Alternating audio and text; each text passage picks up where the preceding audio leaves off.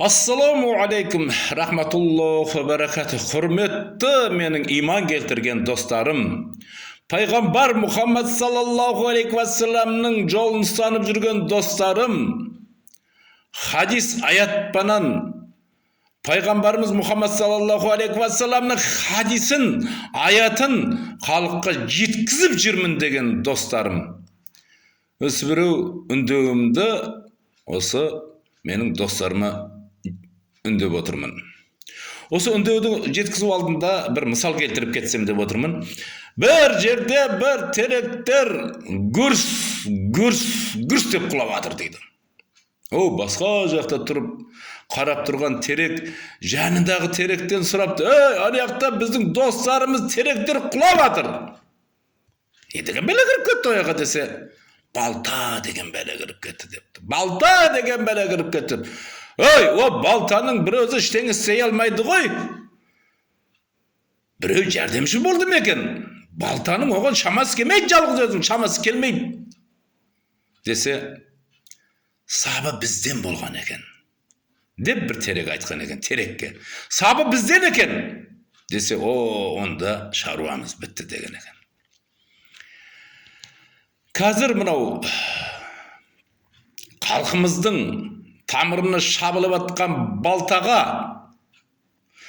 halkımыздың belinden urulup atkan baltaga, tübünden urulup atkan baltaga bizler sap boп жүрген жокпуз бекен осы деп мен коркуп коямын да кейде. Ya sap boп атырмыз енді, былайша айтканда саппыз ғой. Kur'an Karim, Allah Subhanallah Taala'dan түскен kitap, халыкка жеткизиңдер деген kitap edi. Payg'ambar Muhammad sallallohu alayhi va sallamning hadislari Rasululloh sallallohu alayhi va sallamning yo'lini ustanib jirmin degan odamlarga xalqqa yetkizing deb tashlab ketgan kitob edi. Rasululloh sallallohu alayhi va sallam o'zi ketib baratgan kezlerde men senderga ikki narsa tashladim. Birisi Qur'on, birisi mening o'siyat so'zlarim hadis deb aytgan ekan. Al endi bizde hadisni İmam Buxoriyning hadisin bir Allah razı olsun bir jigit жақсылап қазақшаға аударып қолымызға ұсынды. Бірақ бұл алайда бұл İmam Buxoriyning kitobi қазіргі кездерде terroristlerдің kitobi болып қалды. İmam Buxoriyning hadis kitoblari terroristlerдің kitobi болып қалды. Әсіресе мен мына Қырғызстанға, Өзбекстанға көбірек өтіп тұрам. Содан Қырғызстан ештеңе демейді енді. Бері таможнядан өтіп келген кездерде өзіміздің таможнядағы балалар таңдамалы хадис бар ма деп сұрап тұрады. Мен ол балалардан сұраймын, не қыласың бұл таңдамалы хадисті? Оқиын деп пе едің? Сауатыңды ашайын деп пе едің десем, жоқ, бұл таңдамалы хадис террористер кітабы деп қояды. Оларда енді İmam Buxoriyning kitobi terrorist kitobine kirse, tаңдамалы хадис terroristler kitobine kirse, mening eng жақын болған имам достарым жұма намазда халыққа не жеткізіп беріп жатырмыз? Мен айтып қояйын, не жеткізіп беріп жатқанымызды. Біз не жеткізіп беріп жатқанымыз, анау КМБ-лардың базасындағы 3 парақ КМБ-лардың дайындап жазып қойғанын, соны жұма намазда, соны халыққа дін деп біз жеткізіп беріп жатырмыз. Демек, Пайғамбар Мұхаммад саллаллаху алейхи ва салламның бүткіл хадис кітаптарының барлығы террористер кітабына кіретін болса, ол кітаптан сендер ештеңе ала алмайсыңдар енді. Оны сендердің анау өздеріңнің құдайларың, біздің имамдардың құдайы, муфти террористер кітабына кіргізіп қойған жоқ па? İmam Buxoriyning мына жинақтаған хадисін, таңдамалы хадис, бұл террористер кітабына кіріп кетті. Ал енді ол кітаптан сендер ештеңе ала алмайсыңдар. Демек, КМБ нені жеткіз деген болса, соны жеткізіп қойып жатырмыз. Осы мені біздің дініміз осы деп халыққа жеткізіп қойып жатырмыз қазір, дұрыс. Менікі өтірік пе, өтірік емес пе? Айтып беріңдерші бірім, өтірік емес, шын ғой енді. Демек енді бұл жеткізуімізде біздер кім болып жатырмыз қазір енді? Жағы балтаның сабы болып жатырмыз. Халқымыздың тамырына, балта тамырына шабылып жатқан болса, соған сап болып отырмыз. Балта халқымыздың белінен шабылып жатқан болса, соған сап болып жатырмыз. Халқымыздың түбінен шауып жатқан болса, оған біз сап болып отырмыз. Кімдер? Иман келтірген біздер имамдар сап болып жатырмыз. Халыққа тек қана дін деп кім бұлардың дайындап берген үш парағын ішіндегіні оқып беріп жатырмыз. Басқа ештеңе оқып беріп жатқаны жоқпыз біз енді. Мені атса атып тастасын. Дін осы деп халыққа жеткізіп жатырмыз. Нағыз халық жауы, нағыз Аллах Аллах тағала соғыс ашқан, пайғамбар Мұхаммад саллаллаху алейхи ва салламға соғыс ашқан адамдар болып қалдық біздер қазіргі кездерде. Қазақстандағы біздер имамдар. Өтірік пе, өтірік емес пе? Өтірік емес қой бұл енді. Енді милицияларға да жақсы болып қалды қазір. Бұл дін деген нәрсе, ислам деген нәрсе милицияларға өте жақсы болып қалды. Олар отставка деп қояды, біз енді пенсия деп айта береміз. Пенсияға дейін милиция болып істейді де, елдің бәрін жұлқылап, жағасынан тартылып, тұмсығына ұрып, тісін қағып алып, жаңағы милициялар өлтіріп тастап, кейін олар отставка деп қояды. Пенсияға шыққаннан кейін имам болып қалып жатыр да. Егер де осы милиция болып жүргендерді, полиция болып жүргендерді халыққа олар қосыламас еді, имам болғаннан кейін олардың артынан халық еріп жатыр. Милициялар, бұрынғы милициялар пенсияға шығып алып имам болып жатыр. Басына сәлде киіп, фуражканы шешіп тастап, басына сәлде киіп имам болып жатыр.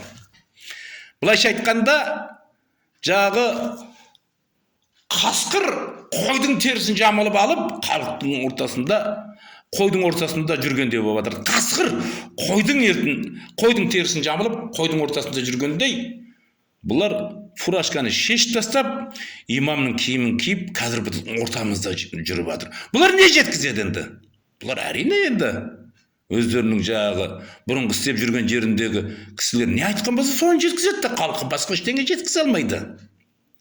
Халықтың санасын со дәрежеде біз ұйықтатып қойдық, төмен қаратып тастадық. Халықтың санасын мүлдем ұйықтатып жібердік. Құранның аяттарының барлығын алып біздер саясат деп саясатқа кіргізіп қойдық. Расулаллах саллаллаху алейхи ва салламның бүткіл хадисін алып саясатқа кіргізіп жібердік. Имам Бұхаридің хадисінде, таңдамалы хадисте бәрін саясатқа кіргіздік. Бір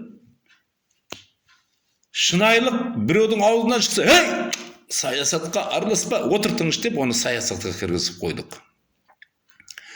Мүлдем шынайылықты сөйлейтін, шындықты сөйлейтін адамдардың бәрін сен саясатқа кіріп кеттің, үніңді өшіріп отыр деп үнін өшіріп тастадық. Қазір сол дәрежеде жаңағы шынайылықты, шындықты сөйлесең, саясат деп шошып қасып, тастай қашып, жаныңнан қашып кететін адамдар жүре көбейіп қалды. Бұлар кімдер?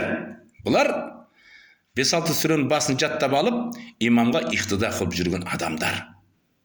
Бұлайша айтқанда да, бүткіл өмірдегі шынайылықтың барлығын саясатқа кіргізіп жіберіп, оларға мынау да саясат, анау да саясат, мынау да саясат деп, жағы КМБ-ның жағы жазылған 3 парағындағыны жеткізіп, бүткіл шынайылықты саясат деп, бұларға үйретіп қойдық.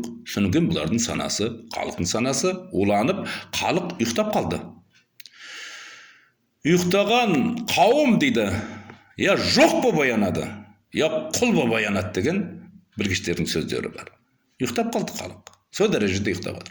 Халық тек қана кредитін жабу, ана бір жерден қазір Қытайдың әдемі бір сырттарынан көріп қарағанда мықты машиналары бар, жаңағы салонға әкеп қойып қойды, соны алу, соны бала шағасына мінгізу, я болмаса өзі мініп алу, соны мініп алып мақтанып жүру, басқа ештеңе халықтың ойынан ештеңе келмей қалды.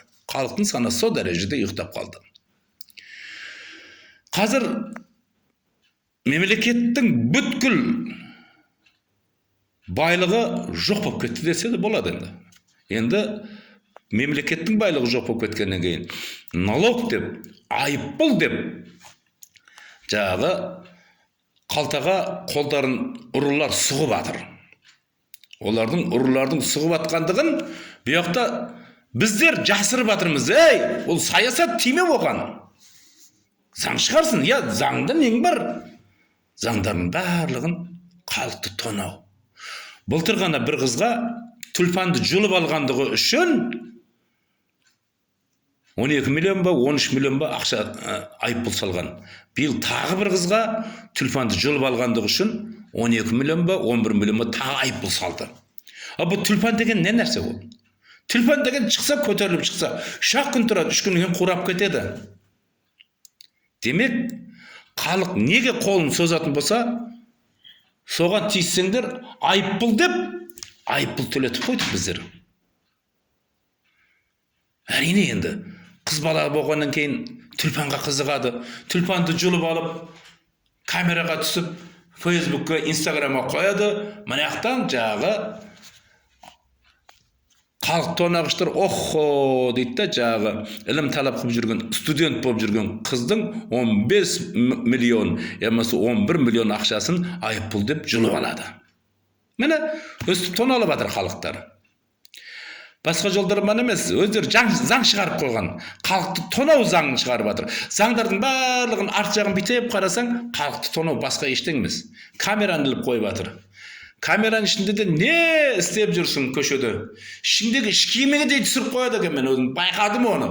Мен машинаға таксиге мініп алып, Луговойға барып кете қалайын деп жүріп кетіп барасам, артымнан милиция келіп қуып келді. Айна, мені қаяқта көріп қойдың, мен Луговойға кетіп баратқан десем, аға, мына камералар бар емес пе? Камераға түсіп кетіп барасыз ғой, камерадан көріп қойдым дейді.